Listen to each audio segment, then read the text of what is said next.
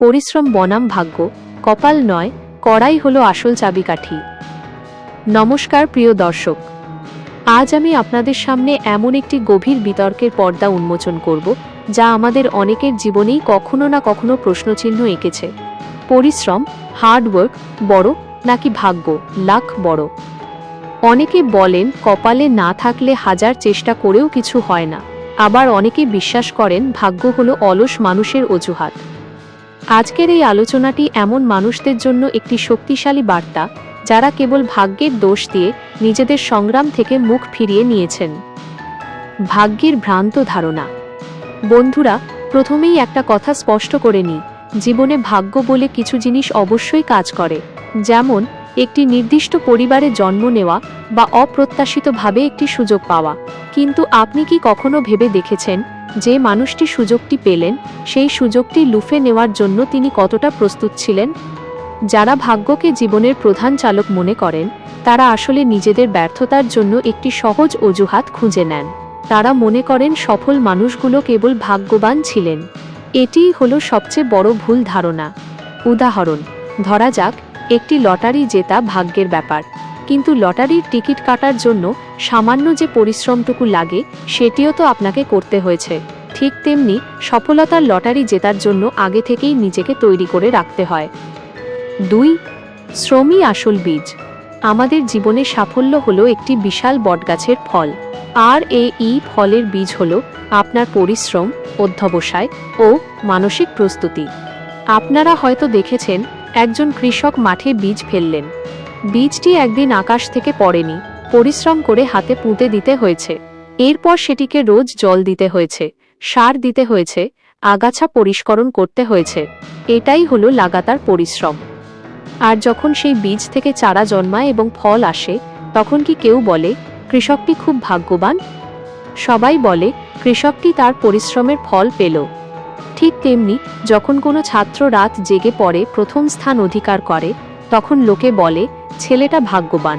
কিন্তু এই ভাগ্য কি পরীক্ষার আগের রাতের জন্ম, নাকি বছরের পর বছর কঠোর অধ্যবসায়ের ফল? 3. পরিশ্রমী ভাগ্যকে ডাকে। ইতিহাসের দিকে তাকান।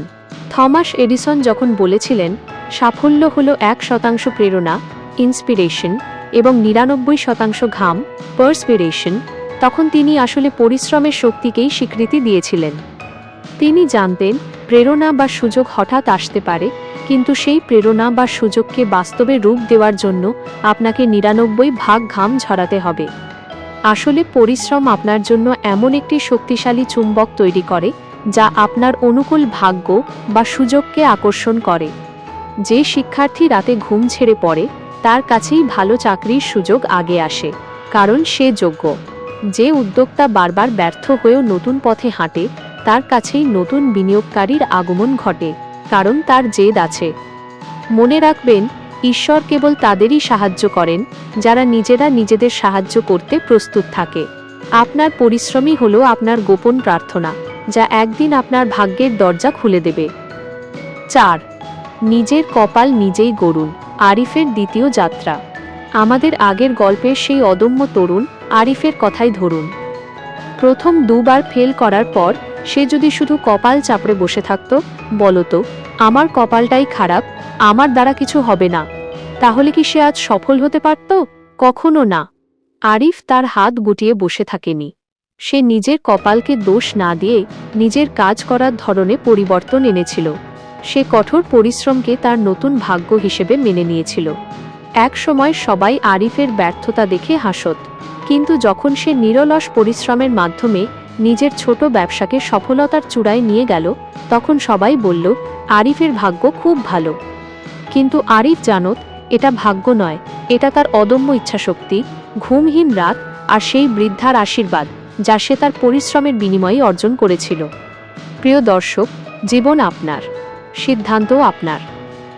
আপনি কি শুধু ভাগ্যের দিকে তাকিয়ে বসে থাকবেন, নাকি উঠে দাঁড়িয়ে নিজের ভাগ্য নিজেই তৈরি করবেন?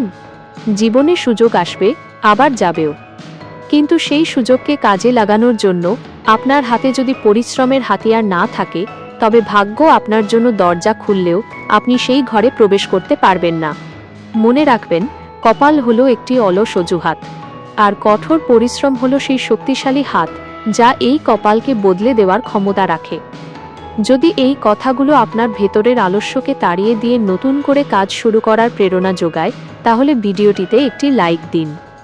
নিচে কমেন্ট করে আমাকে জানান, আপনার জীবনে এমন কোনো মুহূর্ত ছিল যখন আপনি ভাগ্যকে নয়, শুধুমাত্র পরিশ্রমকে বিশ্বাস করে জয়ী হয়েছিলেন।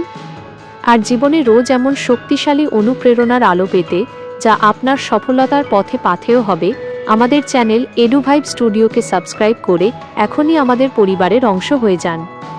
সবশেষে শুধু একটাই কথা, তোমার সফলতা তোমার জন্মপত্রিকা নয়, তোমার প্রতিদিনের পরিশ্রমের ফসল।